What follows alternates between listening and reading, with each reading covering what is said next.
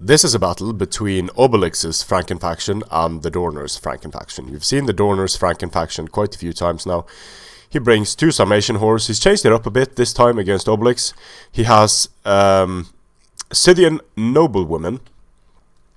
Scythian Noblewomen are they are medium missile cavalry with quite a bit of armor, a decent amount of weapon damage, and a charge bonus that is bigger. They will also hit harder because they are medium, so late game, very dangerous. Then we have 3 Germanic Slingers up front, we have the 4 Hastati, we have 5 Galatian Legionaries, the General, Ariovistus, 2 Illyrian Thureos. For Obelix, he's riding under the banner of Pergamon, God bless his soul. He has 2 Galatian Legionaries, then he has 2 Galatian Raiders, I mean.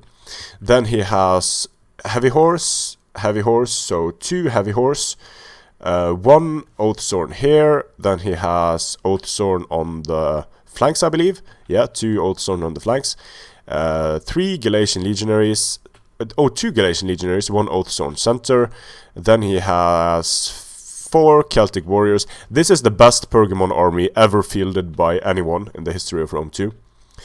Up front, of course, Levi Freeman. However, he does have a significant problem. He doesn't have skirmish, and these Scythian noblewomen can shut down his cavalry. They can also be used to snipe the Oathsworn. Of course, the Scythian noblewomen could run into problems if Levi Freeman starts screening, but it's much harder to screen with Levi Freeman against 150 range horse archers than it is to screen against 125 range horse archers, for obvious reasons.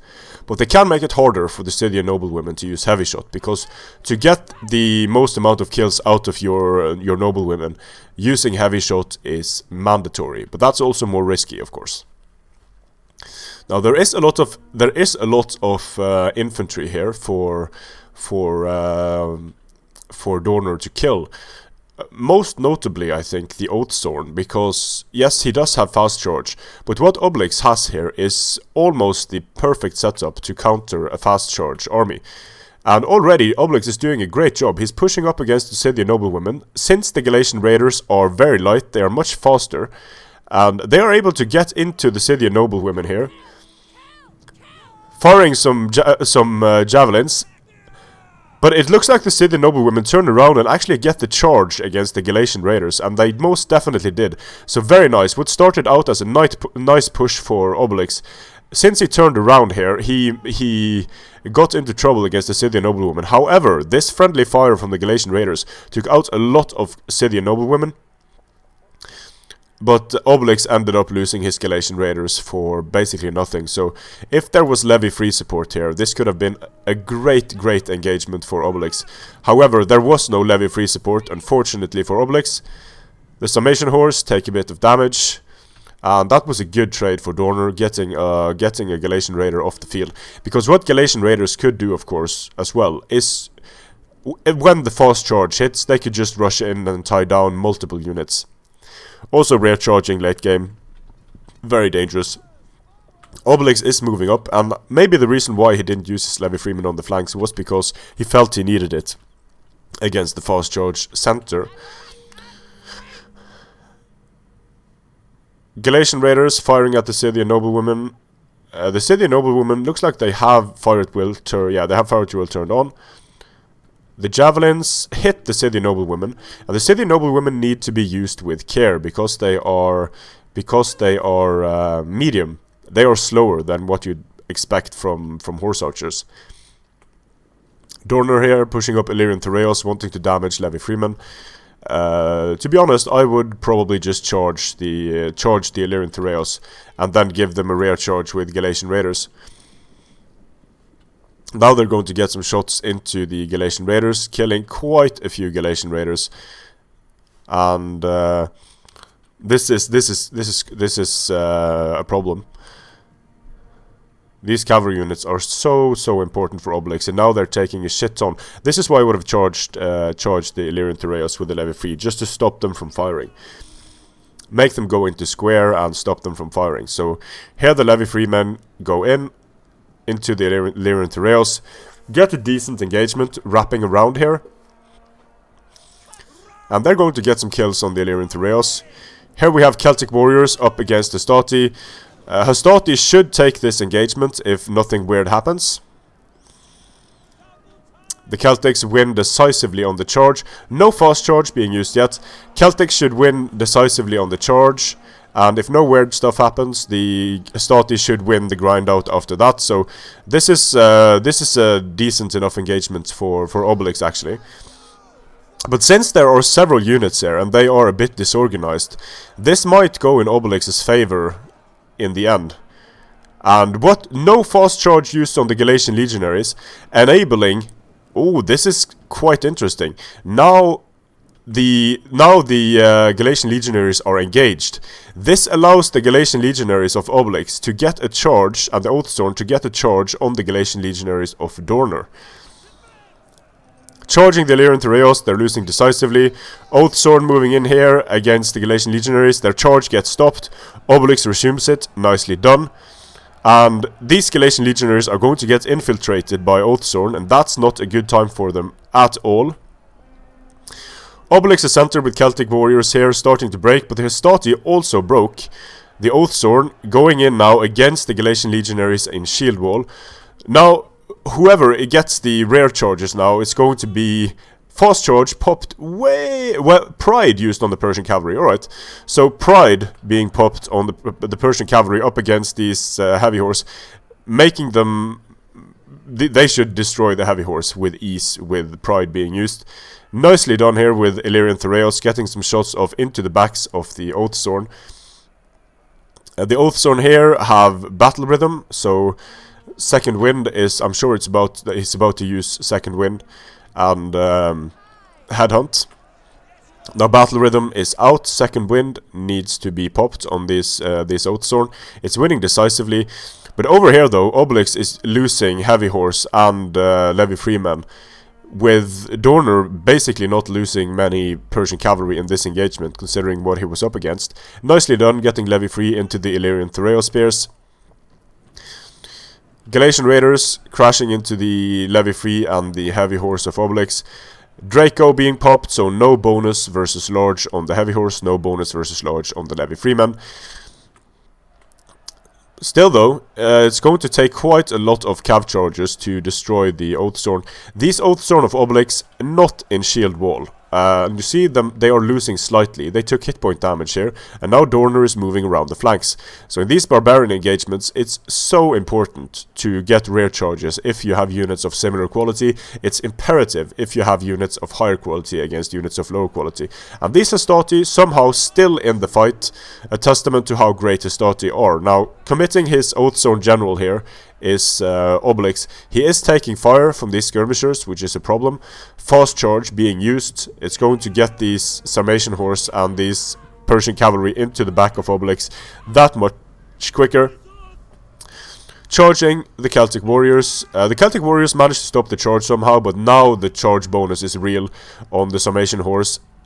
58 charge bonus, 87 charge bonus here on the Persian cav, crashing into the back of Oathsworn. Over here as well, they're going to crash into the backs of these Oathsworn, and they should do, or into the backs of the Galatian legionaries, and that means that these units start losing decisively. So with these cav charges, Dorner should be able to break the infantry line of Obelix. He's losing Sarmatian horse now though, that Draco has borne off. The levy freemen have no problems dealing with them. Managing to surround the Oathsworn here with Galatian legionaries and Hastati means that the Oathsworn are going to take a royal beating. Rear charging the Oathsworn here, headhunt being used at a nice point in the battle for Obelix. These Persian cav are doing a lot of damage, managing to break up several engagements. The Oathsworn are still alive. The Oathsworn here manages to break through the center. But these, let's see, where did the Scythian noblewomen go?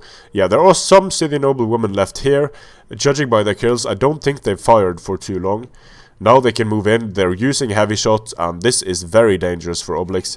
They can get heavy shot in, and they can snipe the general of Obelix very, very easily. Obelix's general is caught here between Germanic slingers and Scythian noblewomen, and that's not a position Oathsworn like to be in. Depleted unit of Galatian legionaries in shield wall, wanting to join this fight against the Galatian legionaries. Taking fire, losing the current combat because they're taking fire from these Germanic slingers. The Germanic slingers don't have a lot of kills yet, but most of their kills, I believe, are against Oathsworn. And now they're able to pull away the general of Obelix from the main engagement. Oathsworn here getting defeated. Obelix once again using Headhunt at the right time to make them stay in the fight for longer. So winning decisively, and this unit is losing though. But the Hastati are going to do a lot of damage to the Oathsworn in this engagement. Now the Germanic slingers doing the right thing, pulling away and just destroying the Oathsworn. So even though the Oathsworn have taken a lot of hit point damage here, and even though the missile damage is only 20 on the Germanic slingers and they have 4 AP in the late game, such a dangerous unit.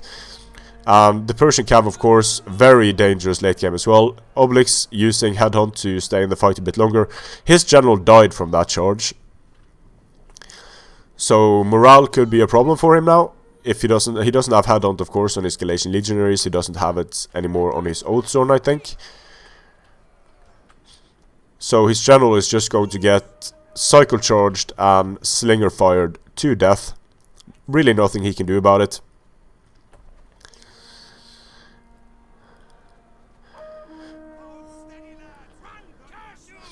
Now he's wavering due to army losses. And yeah, there wasn't much that, in my opinion, there wasn't much that Obelix could do. I think he did a decent job in this battle. The kills are not that far off from each other. Losing Galatian horse early on, very bad for him.